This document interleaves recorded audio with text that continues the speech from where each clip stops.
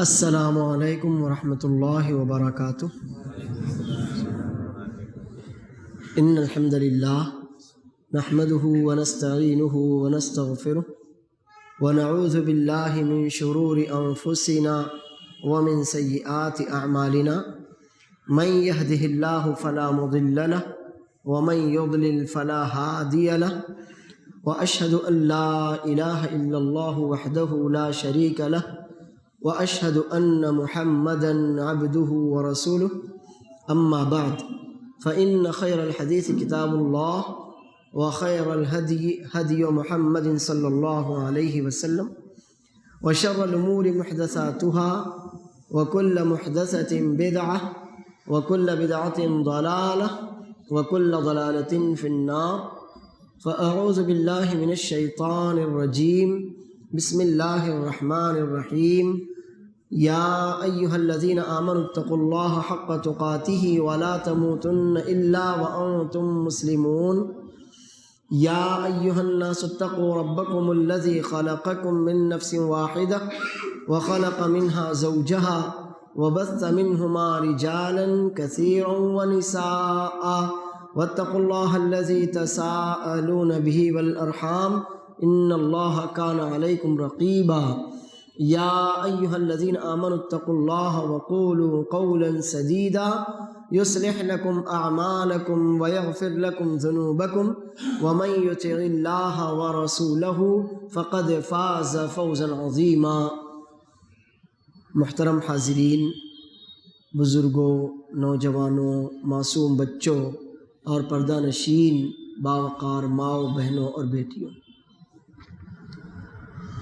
سورہ بقرہ کی پہلی اور دوسری آیتیں ہیں۔ اللہ عز و جل فرماتا ہے اعوذ باللہ من الشیطان الرجیم بسم اللہ الرحمن الرحیم الف لام میم ذالک الکتاب لا ریب فیہ ھدی للمتقین۔ ذالک الکتاب لا ریب فیہ ھدی للمتقین۔ الف لام میم، یہ کتاب جسے ابھی آپ نے دیکھا، اس میں کوئی شک نہیں،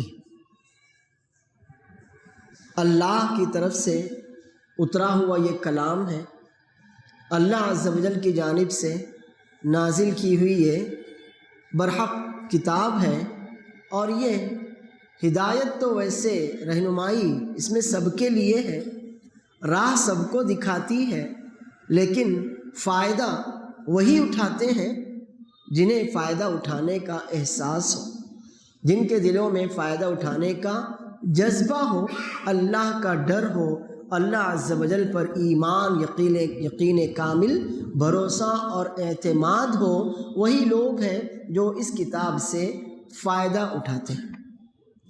میرے دوستوں، میرے بھائیوں اور میری بہنوں، جیسے کہ آپ نے سماعت کیا، انشاءاللہ ایک درس کا سلسلہ اللہ عز و جل کی توفیق اور مدد سے ہم شروع کرنا چاہتے ہیں، اور یہ سلسلہ ہے قرآن کریم کے تربیتی پہلو۔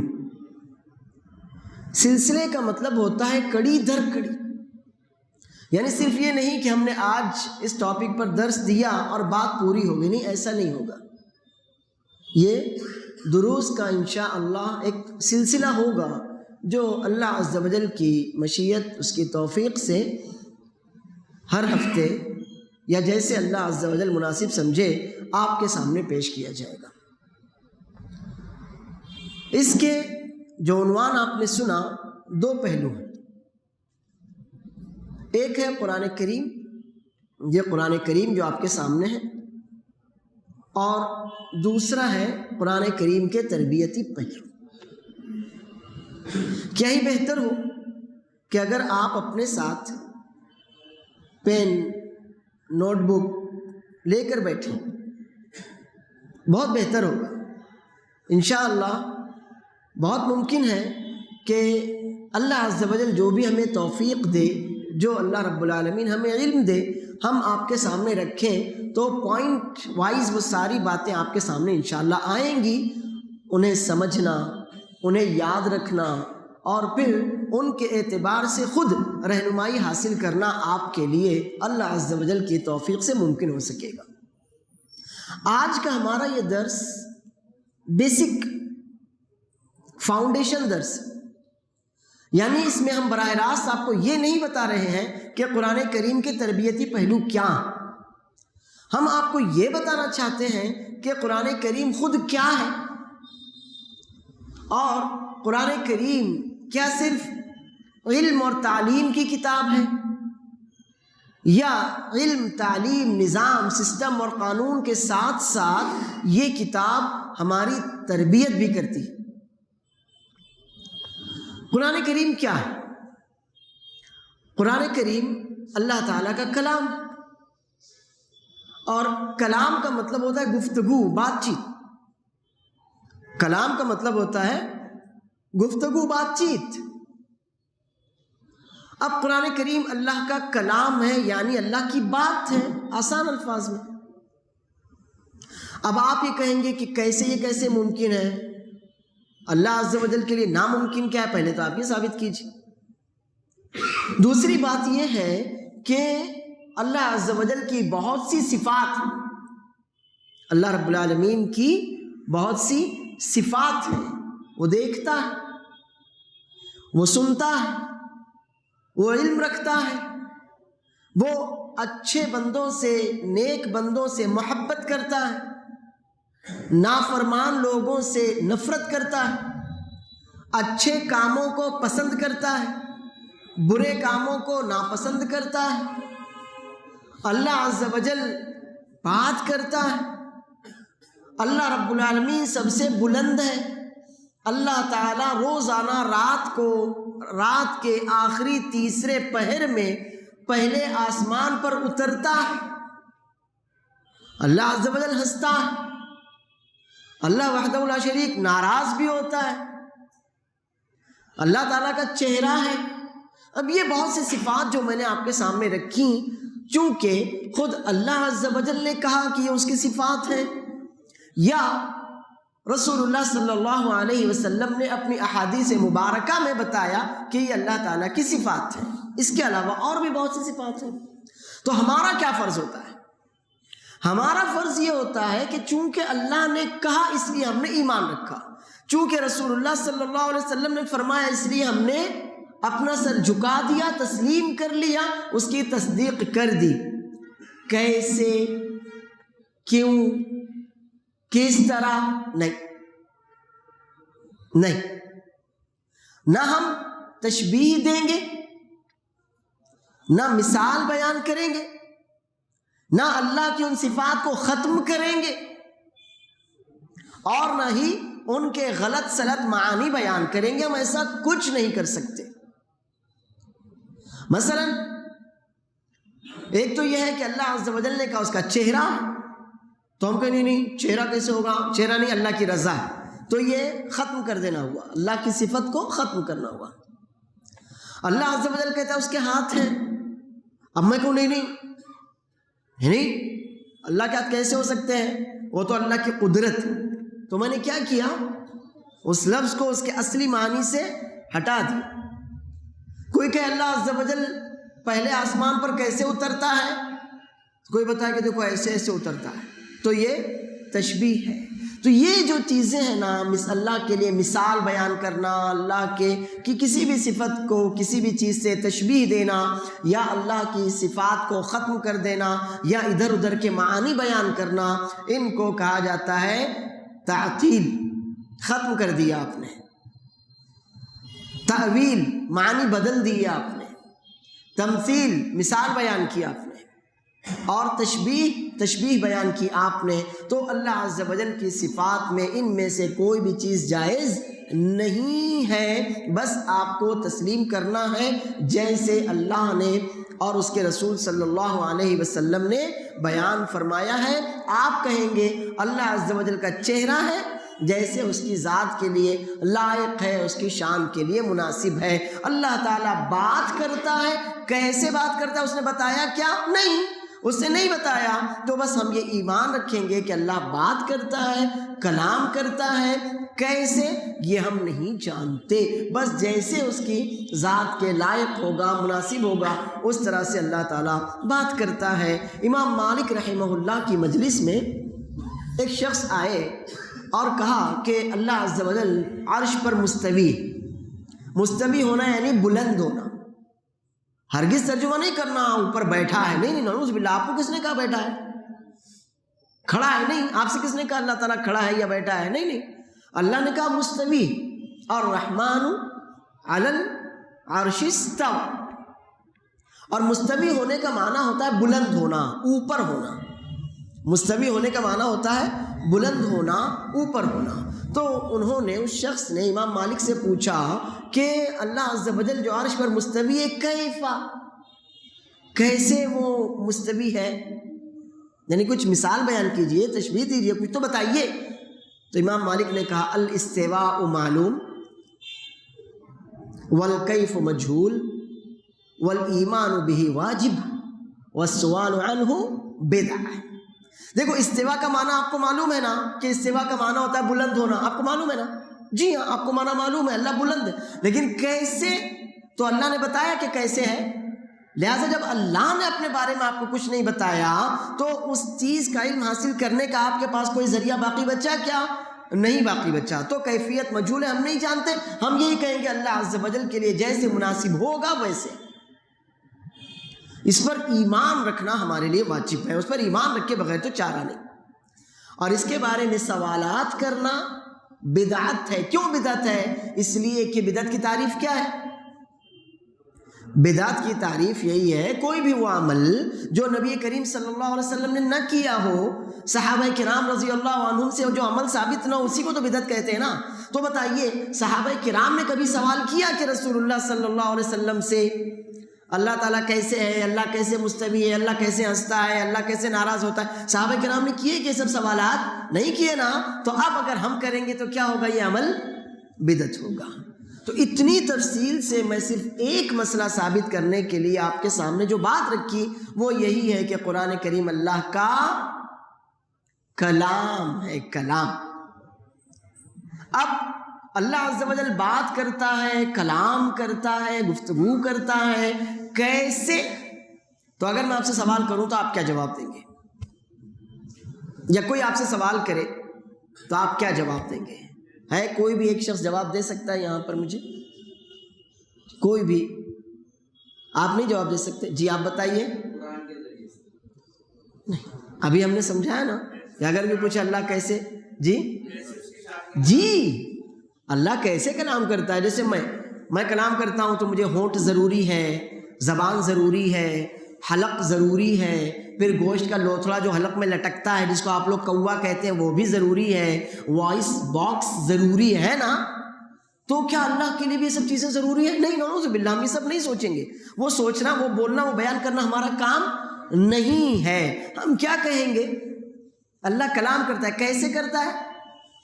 جیسے اللہ تعالیٰ کی شان کے لیے مناسب ہوگا، جیسے اللہ عز و جل کی ذات کے لیے لائق ہوگا، زیبا ہوگا، سزاوار ہوگا، جیسے اس کی عظمت کو جچتا ہوگا ویسا میرا رب کلام کرتا ہے۔ واضح یہ مسئلہ؟ تو قرآن کریم اللہ وحدہ لا شریک کا کلام ہے۔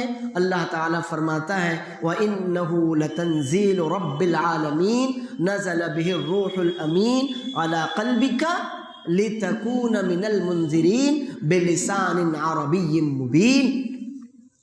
19ویں پارے سورۃ الشعراء کی آیت ہے کہ یہ کلام رب العالمین، خالق مالک کائنات، خالق کائنات، مالک کائنات، مربی کائنات، مدبر کائنات کی جانب سے نازل کیا ہوا ہے۔ کون لے کر آیا اس کو؟ اسے الروح الامین۔ اللہ نے نہیں کہا جبرائیل لے کر آیا، وہ تو معلوم ہے کہ جبرائیل لائے، لیکن اللہ عز و جل نے یہاں پر کہا الروح، کہ جبرائیل علیہ السلام اللہ کے پاس سے وہ چیز لے کر آتے ہیں جس سے مردہ دلوں کو زندگی ملتی ہے۔ الامین، امانت دار ہے، کسی بھی طرح کی چوری اور خیانت نہیں کر سکتے۔ جبرائیل لے کر آئے، کہاں لے کر آئے، کس پر اتارا، کس پر نازل کیا؟ علی قلبک، اے نبی محترم صلی اللہ علیہ وسلم، آپ کے دل پر جبرائیل علیہ السلام نے اللہ کی مرضی اور حکم سے یہ کلام اتارا ہے۔ کیوں اتارا؟ کیا ضرورت تھی؟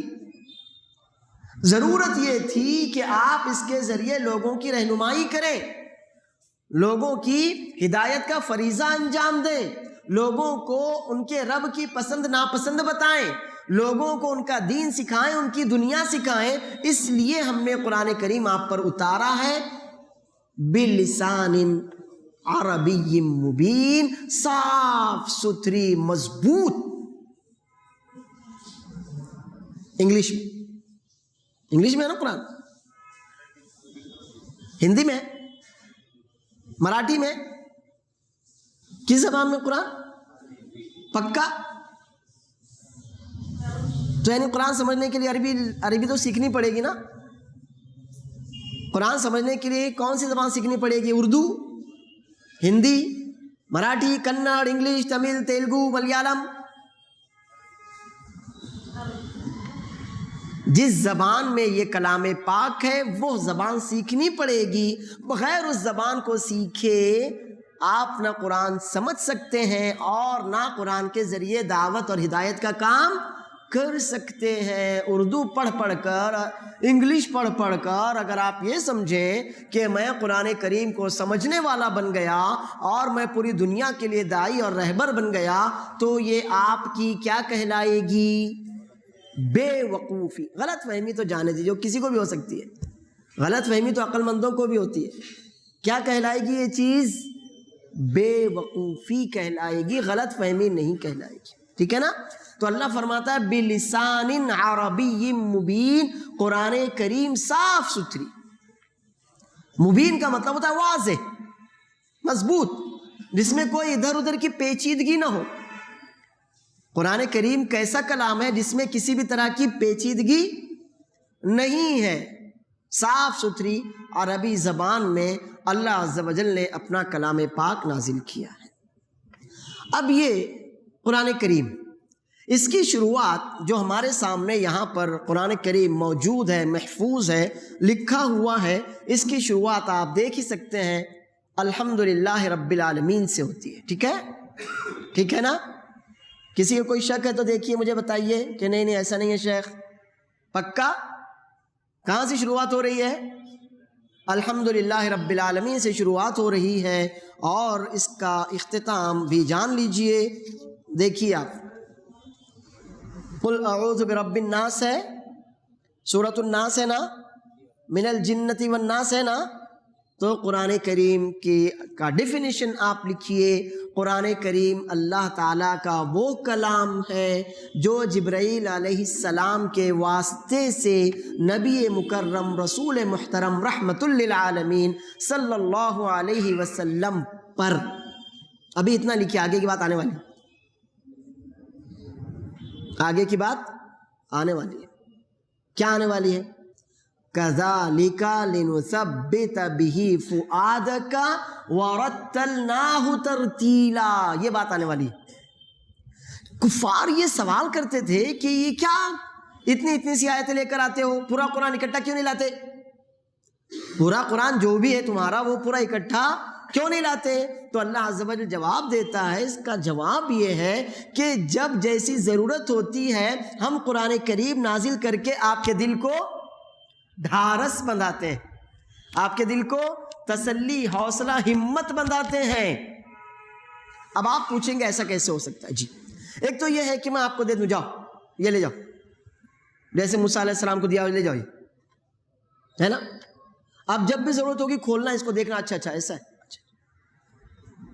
دشمن سے مقابلہ ہونا ہے تو اچھا یہ ایسا ہے، کسی نے گالی دی، اچھا یہ ایسا، ایک تو یہ۔ اور دوسرا یہ ہے کہ کوئی مسئلہ پیش آئے تو آپ کا کوئی دوست، آپ کا کوئی ساتھی، آپ کا کوئی بزرگ، یا آپ کے والد، یا آپ کا بھائی، یا آپ کا کوئی چہیتا، یا آپ کا کوئی مخلص آئے آپ کے کندھے پر ہاتھ رکھے، ہمت نہیں ہارنا، ہمت نہیں ہارنا۔ فرق ہے کہ نہیں؟ فرق ہے کہ نہیں ہے؟ ایک تو یہ ہے کہ جاؤ یہ لے جاؤ، موسیٰ یہ لے جاؤ، موسیٰ کے ساتھ یہی ہوا علیہ الصلاۃ والسلام، یہی ہوا، کہا موسیٰ لے جاؤ یہ تورات لے جاؤ۔ لیکن رسول اللہ صلی اللہ علیہ وسلم کی بات آئی نا تو اللہ نے فرمایا کذالک لنثبت بہ فؤادک، جب بھی کوئی مسئلہ آئے گا نا جبرائیل آئیں گے تمہارے پاس، ڈھارس ملے گی، تسلی ملے گی، حوصلہ ملے گا، ہمت بندھے گی، آگے بڑھنے کا اور جذبہ پیدا ہوگا، اور دشمنوں کی آنکھیں اور زیادہ اللہ عز و جل مرچی ڈالے گا۔ یہ ہے قرآن کریم کو تھوڑا تھوڑا نازل کرنے کا ایک مقصد، وَرَتَّلْنَاهُ تَرْتِيلًا، اسی لیے ہم اس کو بہت ہی آرام کے ساتھ، سکون کے ساتھ، ٹھہر ٹھہر کر نازل کر رہے ہیں۔ سمجھ میں آیا؟ تو اب آگے کا ڈیفینیشن لکھیے جو میں نے آپ کو روکا تھا۔ قرآن کریم اللہ کا کلام ہے جو جبرائیل علیہ السلام کے واسطے سے محمد الرسول اللہ صلی اللہ علیہ وسلم پر 23 سالوں کے عرصے میں ٹھہر ٹھہر کر سکون سے، کتنے سالوں کے عرصے میں؟ 23 سالوں کے عرصے میں رسول اللہ صلی اللہ علیہ وسلم کی عمر مبارک جب 55 سال کی تھی تب پہلی وحی آئی نا، 40 مضبوط، چلیے 40۔ رسول اللہ صلی اللہ علیہ وسلم کی عمر مبارک جب 40 سال کی تھی، کون سی، یہ عیسوی سن کے اعتبار سے یا قمری سن کے اعتبار سے؟ کون سے بتائیے نا؟ عیسوی سن سمجھتے نا؟ یہ کیلنڈر جنوری فروری مارچ اپریل یہ 365 دن کا ہوتا ہے، 366 بھی ہو جاتا وہ، ٹھیک ہے نا؟ تو اس کیلنڈر کے اعتبار سے نبی صلی اللہ علیہ وسلم کی عمر 40 سال تھی، یا چاند کے کیلنڈر کے اعتبار سے 40 سال تھی؟ ظاہر ہے ان کی یہاں پر تو عیسوی سن کی کوئی ویلیو نہیں تھی، آج بھی نہیں ہے، وہ تو دنیا کے ساتھ رہنے کے لیے استعمال کرتے ہیں، ورنہ ان کی یہاں پر تاریخ، ان کے یہاں کیا، ہمارے یہاں مسلمانوں کے ہونا چاہیے، ہم سمجھتے نہیں اس چیز کو، ٹھیک ہے؟ تو رسول اللہ صلی اللہ علیہ وسلم کی عمر مبارک جب 40 سال کی تھی تب قرآن کریم کی پہلی آیتیں اتریں، اور جب نبی کریم صلی اللہ علیہ وسلم کی عمر مبارک 65 سال کی تھی، 63 سال کی تھی، 75 سال کی تھی، کیا صحیح؟ ہاں 63 63، جی ہاں 23 سال میں نے پہلے ہی بتایا آپ کو، تو 40 اور 23 کتنے ہوتے ہیں؟ 63۔ تو جب رسول اللہ صلی اللہ علیہ وسلم کی عمر مبارک 63 سال کی تھی، اس وقت قرآن کریم کی سب سے آخری آیت اور سب سے آخری سورت نازل ہوئی۔ انشاءاللہ میں بتاؤں گا، گھبرائیے مت ابھی۔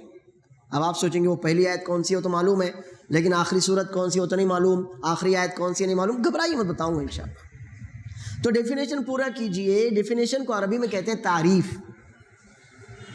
قرآن کریم کی تعریف اگر کوئی پوچھے کہ کیا ہے قرآن کریم، تو آپ بتائیے گا قرآن کریم اللہ تعالیٰ کا کلام ہے، جسے اللہ نے جبرائیل علیہ السلام کے واسطے سے نبی مکرم صلی اللہ علیہ وسلم پر 23 سالوں کے عرصے میں تھوڑا تھوڑا نازل کیا، جس کی اس ترتیب کے اعتبار سے موجودہ جو ترتیب ہے، اس ترتیب کے اعتبار سے پہلی سورت الحمدللہ رب العالمین ہے، اور آخری سورت قل اعوذ برب الناس ہے۔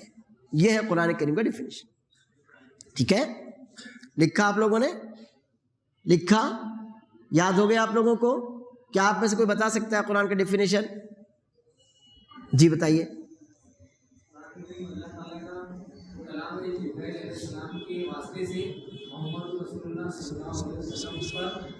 سال کے عرصے میں تھوڑا تھوڑا نازل کیا گیا، جس کی پہلی سورت الحمدللہ اور آخری سورہ ناس۔ بس ماشاءاللہ، پرفیکٹ، ٹھیک ہے؟ تو یہ ہے قرآن کریم کا ڈیفینیشن۔ اب قرآن کریم کے کئی نام ہیں۔ ایک تو اللہ نے کہا ذالک الکتاب، تو کتاب ہے نا یہ۔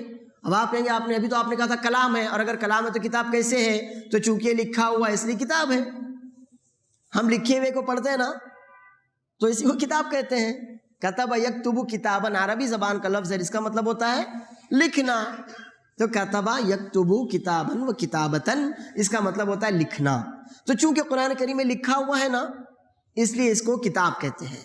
چونکہ اللہ تعالیٰ کا کلام ہے اس لیے اس کو کلام کہتے ہیں۔ اچھا، اب قرآن کریم کے کئی نام ہیں، ایک تو خود الکتاب، ایک الکلام، ایک القرآن، کئی نام. اسی طرح سے قرآن کریم کی کئی صفات بھی، قرآن کریم کی کئی صفات بھی ہیں. ایک تو کریم، اللہ نے فرمایا انہ لقرآن کیا ہے؟ کریم. ایک فرمایا انہ لقرآن کریم. ایک جگہ کہا قرآن بل ہوا قرآن مجید، بل ہوا قرآن مجید. ایسے کہا قاف والقرآن المجید، قاف والقرآن المجید. تو قرآن کریم کی ایک صفت ہے کہ کریم ہے. کریم کا مطلب ہوتا ہے بہت ہی زیادہ معزز. کئی معنی میں کریم کا لفظ استعمال ہوتا ہے، ایک دو معنی بتا دیتا ہوں. ایک تو ہے مکرم، ہم اردو میں کہتے ہیں نا مکرم، یعنی قابل تکریم، قابل عزت. اسی طرح سے کریم جب ہم کہتے ہیں اللہ عز و جل کریم ہے، تو کریم کا مطلب ہوتا ہے بے انتہا نوازنے والا. کریم کا ایک اور معنی کیا ہوتا ہے؟ بے انتہا نوازنے والا. تو قرآن کریم مکرم ہے، مکرم ہے کہ نہیں ہے؟ اور قرآن کریم اللہ عز و جل اس کلام کے ذریعے لوگوں کو ہدایت سے نوازتا ہے نا، کوئی محروم نہیں رہتا. جو بھی قرآن کریم پڑھے گا تو کچھ فائدہ اس کو ضرور ہوگا. منافق کو فائدہ ہوتا ہے تو ہم کو اور آپ کو کیوں نہیں ہوگا؟ انشاءاللہ ضرور ہوگا. تو یہ کریم ہے قرآن کریم.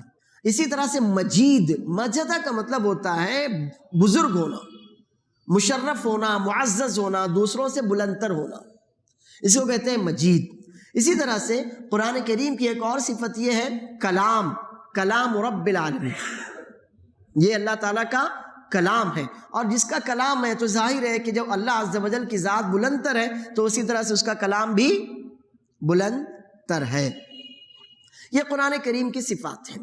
اچھا، اب یہ قرآن کریم جو ہمارے سامنے موجود ہے، اگر میں آپ سے سوال کروں کیا قرآن کریم تعلم اور تعلیم یعنی بس علم حاصل کرنے، علم دینے کی کتاب ہے، یا اس سے اپنے آپ کو سنوارا بھی جا سکتا ہے، اور یہ ہمیں جہاں علم سکھاتا ہے وہیں ہماری تربیت بھی کرتا ہے؟ تو آپ کا جواب کیا ہوگا؟ آپ کا جواب کیا ہوگا؟ تربیت کرتا ہے. دیکھیے، یہ ہمیشہ یاد رکھیے کہ ہمارے دین میں تربیت کے بغیر تعلیم کا تصور نہیں. ہمارے دین میں تربیت کے بغیر تعلیم کا تصور نہیں ہے، کبھی بھی نہیں. ہم کیا کرتے ہیں؟ علم حاصل کر لیتے ہیں. علم تو ہم کو بہت زیادہ ہے، اتنی زیادہ ہم کو حدیثیں یاد ہیں، حدیثیں معلوم ہیں، علماء کے فتوے معلوم ہیں کہ خود علماء کو بھی معلوم نہیں ہوں گے، ہے نا؟ لیکن تربیت، مجھے معلوم ہے جھوٹ بولنا گناہ کبیرہ ہے، ہاں صغیرہ نہیں ہے، لیکن میں تو روز جھوٹ بولتا ہوں، میں بولتا ہوں جھوٹ. تو تربیت ہوئی کہ میری؟ نہیں ہوئی. مجھے معلوم ہے نماز چھوڑنا گناہ کبیرہ ہے، اس میں تو مسلمانوں میں کوئی اختلاف ہے ہی نہیں، بلکہ بعض علماء کے فتوے تو بہت سخت ہیں. تو مجھے معلوم ہے، لیکن میں نماز چھوڑتا ہوں، نماز میں پیچھے رہتا ہوں، نماز سے غفلت برتتا ہوں کہ نہیں؟ ہے نا جی. مجھے معلوم ہے کہ والدین کو اف بھی کہنا حرام. والدین کو اف یعنی مطلب زور سے والدین کے سامنے کوئی بات کرنا، ان کو اپوز کرنا بھی کیا ہے؟ حرام ہے. لیکن میں والدین کے ساتھ گستاخی کرتا ہوں کہ نہیں کرتا؟ کرتا ہوں نا جی. تو کیا ہے؟ ہمارے پاس علم تو ہے، علم ہے، بہت زیادہ علم ہے. اتنا زیادہ علم ہے کہ بہت سے بڑے بڑے علماء کے پاس اتنا علم نہیں ہوگا جتنا میرے پاس ہے. پورا نیٹ سے حاصل کیا نا میں نے. میں روزانہ 4 گھنٹے یوٹیوب دیکھتا ہوں، 5 گھنٹے فیس بک دیکھتا ہوں، 6 گھنٹے ایسی اتنی بڑی بڑی یونیورسٹیوں کا میں اسٹوڈنٹ ہوں. تو علم تو میرے پاس بہت ہوگا نا پوری دنیا کا. لیکن وہ علم جو انسان کو انسان نہ بنا سکے، وہ علم جو ایک مسلمان کو مسلمان نہ بنا سکے، وہ علم جو ایک مسلمان کے اخلاق، کردار، اس کے عمل کے ذریعے ڈھل کر سامنے نہ آ سکے، کیا اسے علم کہا جائے گا؟ نہیں کہا جائے گا. تو قرآن کریم آپ کو صرف علم نہیں دیتا، بلکہ آپ کی کیا کرتا ہے؟ تربیت کرتا ہے، آپ کو انسان بناتا ہے، آپ کو اللہ پر بھروسہ رکھنے والا سچا مسلمان بناتا ہے، آپ کو اللہ عز و جل کے مخلص بندوں میں شامل کرتا ہے۔ کن بندوں میں شامل کرتا ہے؟ آپ کہیں گے مخلص، شیخ نے کہا مخلص، کوئی بات نہیں، آپ قرآن کریم پڑھیں گے تو اس میں مخلص ملے گا آپ کو۔ انہ من عبادنا لسین، لام پر زبر ہے، لام پر کیا ہے؟ فتحہ۔ تو انہو من عبادنا المخلصین کا مطلب ہوتا ہے وہ بندے جنہیں اللہ نے چن لیا۔ دیکھیں دونوں میں فرق ہے۔ میں کہوں اللہ میں مخلص ہوں تو اللہ کہے گا اچھا تو ٹھیک ہے نا، میں تجھے سے پہلے جانچتا ہوں، ذرا آزماتا ہوں تو ہے کہ نہیں۔ تو دعویٰ میں نے کیا نا مخلص ہونے کا، وہ دعویٰ سچا بھی ہو سکتا ہے، جھوٹا بھی ہو سکتا ہے، لیکن اگر اللہ کہے کہ ہاں میرا یہ بندہ مخلص ہے تو اب اللہ کی بات کیسی ہوگی؟ تو قرآن کریم جو ہے نا انسان کو انسان بناتا ہے، مسلمان کو مسلمان بناتا ہے۔ صرف اتنا ہی نہیں کہ آپ کو سچا مسلمان بنا دیا، بلکہ آپ کو کہاں تک لے کے جاتا ہے؟ کہاں پہنچاتا ہے آپ کو؟ مخلص۔ کہاں پہنچا دیتا ہے آپ کو؟ مخلص۔ تو قرآن کریم کا کہ وہ تربیتی پہلو ہے کہ جنہیں اپنائے بغیر کوئی بھی مسلمان سچا مسلمان نہیں بن سکتا۔ اور اسی لیے دیکھیے سورہ حجرات 26ویں پارے کی ایک چھوٹی سی صورت ہے، اس میں اللہ عز و جل نے لوگوں کے دعوے کو ٹھکرایا اور یہ کہا، دیکھیے آیت میں آپ کے سامنے پڑھتا ہوں۔ اللہ فرماتا ہے اعوذ باللہ من الشیطان الرجیم، قالت الاعراب آمنا قل لم تؤمنوا ولكن قولوا اسلمنا ولما يدخل الايمان في قلوبكم وان تطيعوا الله ورسوله لا يلدكم من اعمالكم شيئا ان الله غفور رحيم انما المؤمنون الذين امنوا بالله ورسوله ثم لم يرتابوا وجاهدوا باموالهم وانفسهم في سبيل الله اولئك هم الصادقون۔ یہ اللہ تعالیٰ کے مخلص بندوں کی صفات کہ کچھ دیہاتی نبی کریم صلی اللہ علیہ وسلم کے پاس آئے اور کہنے لگے ہم مومن ہیں۔ کیا کہنے لگے اپنے آپ کو؟ ہم ایمان والے ہیں، جیسے میں اور آپ ہم سب کہتے ہیں نا ہم ایمان والے ہیں۔ تو دیکھیے دو آیتیں میں نے آپ کے سامنے پڑھی، 26واں پارہ سورہ حجرات آیت نمبر 14 اور 15، کہ یہ لوگ آپ کے پاس آتے ہیں اور کہتے ہیں کہ ہم مومن ہیں۔ اللہ فرماتا ہے کہ نہیں ایمان والے کدھر، کائے کا ایمان؟ ہاں یہ کہہ سکتے ہو کہ ہم نے اپنی زبان سے بس اقرار کیا ہے، ایمان کہاں ہے ہمارا؟ دل میں نہیں ہے۔ دل میں ہوتا تو عمل سے ظاہر ہوتا نا، دل میں ہوتا تو ظاہر کہاں سے ہوتا؟ عمل سے ہوتا۔ لیکن تمہارا ایمان صرف زبانی جمع خرچ ہے، بس تمہارا ایمان کیا ہے؟ زبانی جمع خرچ ہے۔ جو عمل ہی سے نہ نکلا تو وہ ایمان نہیں ہو سکتا، اور کیونکہ ایمان ابھی تک تمہارے دلوں میں داخل نہیں ہوا۔ ہاں اگر تم اللہ کی فرما برداری کرو، اللہ کے رسول صلی اللہ علیہ وسلم کی فرما برداری کرو، تو اللہ تعالیٰ تمہارے اعمال میں کوئی کمی نہیں کرے گا، اور بے شک اللہ تعالیٰ تو بہت بخشنے والا بے انتہا مہربان ہے۔ سچے مضبوط مومن تو وہ ہیں جو اللہ اور اس کے رسول صلی اللہ علیہ وسلم پر ایمان لاتے ہیں اور پھر شک نہیں کرتے۔ ان کا ایمان کیسا ہوتا ہے؟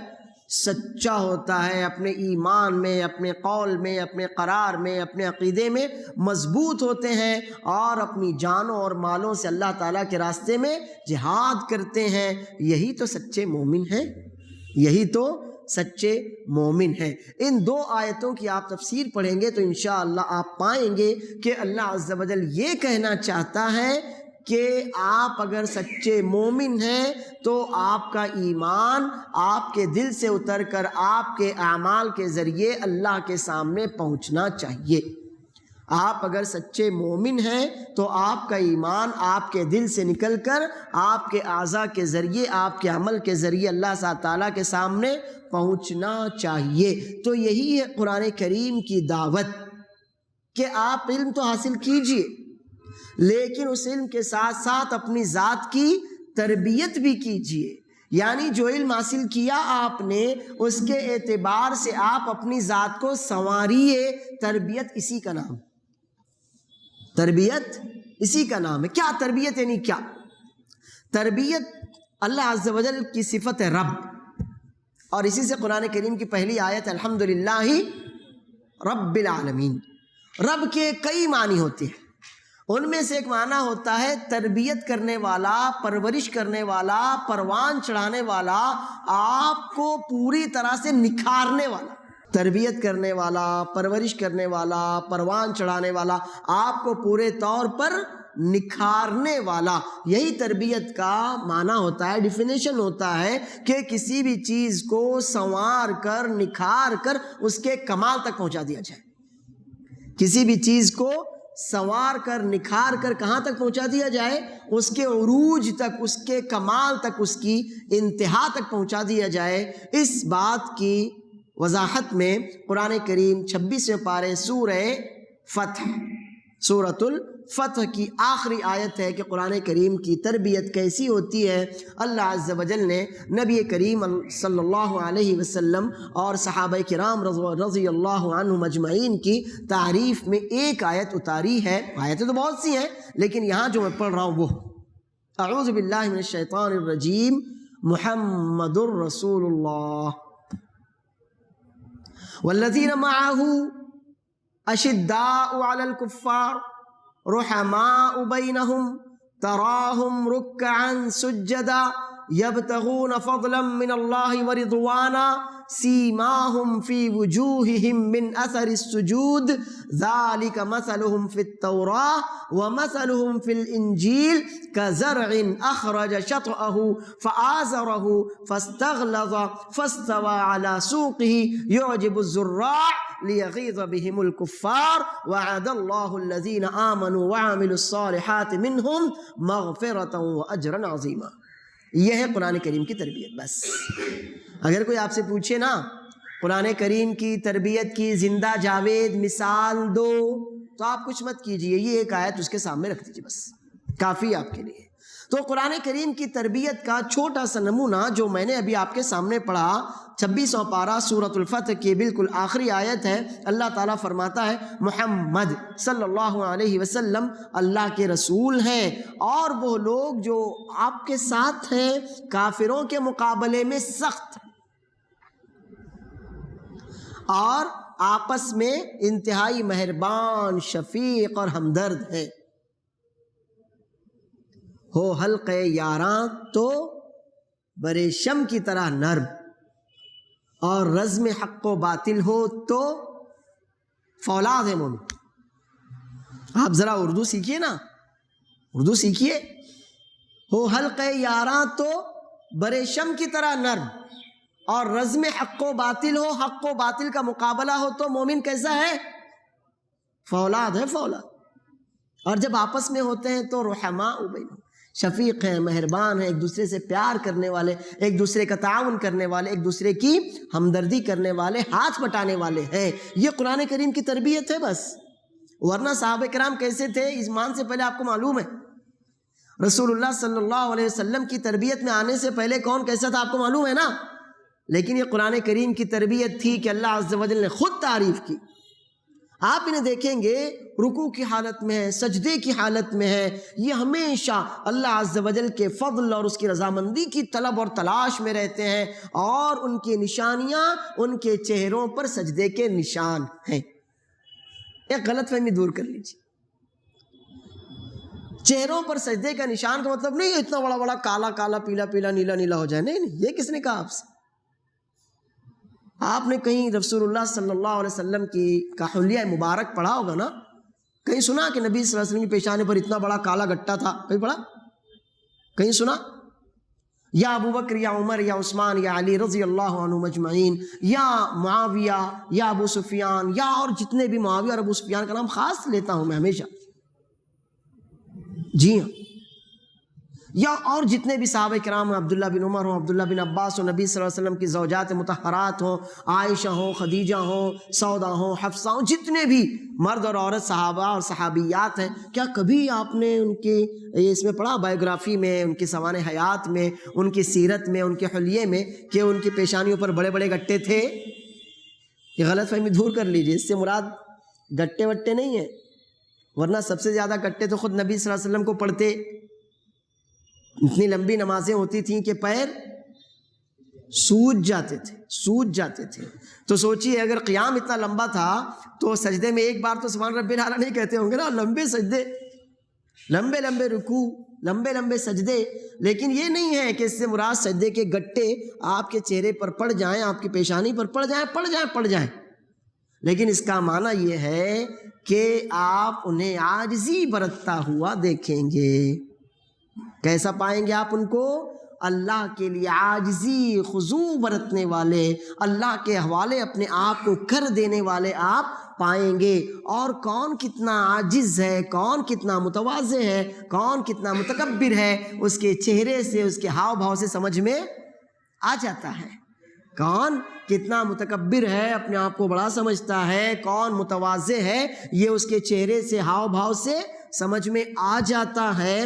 یہ تورات میں ان صحابہ کرام کی مثال اللہ نے بیان کی تھی، اور اسی طرح انجیل میں بھی اللہ عز و جل نے صحابہ کرام رضوان اللہ علیہ مجمعین کی مثال بیان کی ہے کہ جیسے کہ ایک چھوٹا سا پودا ہوتا ہے، آپ بیج زمین میں بوتے ہیں، چھوٹی سی کوپل نکلتی ہے، پھر وہ مضبوط ہوتی ہے، پھر وہ تناور درخت بن کر اپنے تنے پر کھڑا ہو جاتا ہے، اور اس کے بعد جو آدمی بیج بوتا وہ پودا لگاتا ہے، درخت اگاتا ہے، اس کی خوشیوں میں اضافہ ہوتا ہے۔ لیکن انہیں دیکھ دیکھ کر کافر جل مرتے ہیں۔ اسی لیے میں معاویہ اور ابو سفیان کا نام ہمیشہ لیتا ہوں۔ جن کے دلوں میں ذرا بھی کدورت ہوتی ہے نا، وہ صحابہ کرام کے نام پر آگ بگولا نہیں ہوتے۔ معاویہ اور ابو سفیان کا جہاں نام آئے لیغیظ بہم الکفار، سمجھ لینا چاہیے کہ کون جلتا ہے معاویہ سے اور کون محبت کرتا ہے معاویہ سے۔ بات سمجھ میں آ رہی ہے نا؟ جی ہاں۔ تو جتنے بھی صحابہ کرام ہیں ہمیں ان سے خوشی ہوتی ہے، ہم ان پر فخر کرتے ہیں، اور جن کے دلوں میں کدورت ہوتی ہے، بغض ہوتا ہے، نفاق ہوتا ہے، بے دینی ہوتی ہے، وہ صحابہ کرام سے یا تو سب سے یا کسی نہ کسی سے بغض رکھتے ہیں، جلتے ہیں، اور ان کے نام سے انہیں مرچیں لگ جاتی ہیں۔ اللہ فرماتا ہے یہ جتنے بھی ہیں یہ ایمان والے ہیں، نیک اعمال کرنے والے ہیں، اللہ تعالیٰ نے ان کے لیے مغفرت کا اور بہترین بہت زیادہ عظیم اجر کا وعدہ کر رکھا ہے۔ یہ ہے قرآن کریم کی تربیت۔ اب بس درس کے اختتام پر میں اتنا کہنا چاہوں گا کہ جس طرح سے قرآن کریم سے صحابہ کرام کی تربیت ہوئی تھی، اللہ عز و جل ہماری اور آپ کی، ہماری نسلوں کی بھی اسی طرح تربیت کرے۔ یقیناً اللہ کے رسول صلی اللہ علیہ وسلم صحابہ کرام کے درمیان موجود تھے، وہ تربیت کا وہ معیار ظاہر ہے وہاں تک تو ہم نہیں پہنچ سکتے، لیکن احب الصالحین ولست منہم لعل اللہ ان یرزقنی صلاحا، میں نیک لوگوں سے محبت کرتا ہوں حالانکہ میں ان میں سے نہیں ہوں، لیکن ان کی محبت کی وجہ سے اللہ سے امید ہے کہ اللہ تعالیٰ مجھ کو بھی کچھ نہ کچھ نیکی دے ہی دے گا۔ اللہ کے رسول صلی اللہ علیہ وسلم فرماتے ہیں المرء مع من احب، المرء مع من احب، آپ جس سے محبت کرتے ہوں گے نا تو آپ انشاءاللہ قیامت کے دن اسی کے ساتھ رہیں گے۔ تو دنیا میں بھی آپ کے اعمال اور اخلاق سے ویسا ظاہر ہوتا ہے، ٹھیک ہے؟ تو یہ قرآن کریم کی تربیت کا ایک بہترین نمونہ، زندہ جاوید نمونہ خود اللہ عز و جل نے جسے ہمارے اور آپ کے سامنے رکھا ہے، میں نے آپ کے سامنے رکھا۔ جو کچھ ہم نے کہا امید ہے آپ کی سمجھ میں باتیں آئی ہوں گی۔